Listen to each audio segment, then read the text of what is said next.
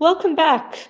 I'm Helen Sword. This is Helen's Word, and I hope that you're watching this at the conclusion of a successful day 2 of your stay-home writing retreat.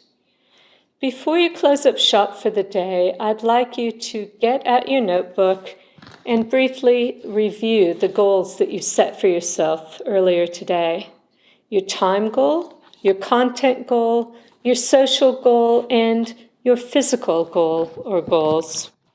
Have you communicated with another human being about your writing today? If not, why not do it right now? For example, you could send a quick WhatsApp message to a friend, quoting the best sentence that you wrote today. Or you could pick up the phone and call an elderly relative. They'd love to hear from you, I'm sure, and you can tell them about your writing day.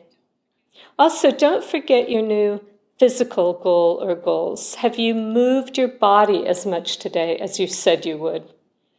If not, why not find an online exercise video and get going right now? Even just 20 minutes of calisthenics or stretching in a cramped apartment is better than nothing at all. If you want to add a bit of accountability to your new physical goals, you could record them in the comment boxes down below this video, and then you could tell the rest of our Show Up and Write community about any great exercise videos you've discovered.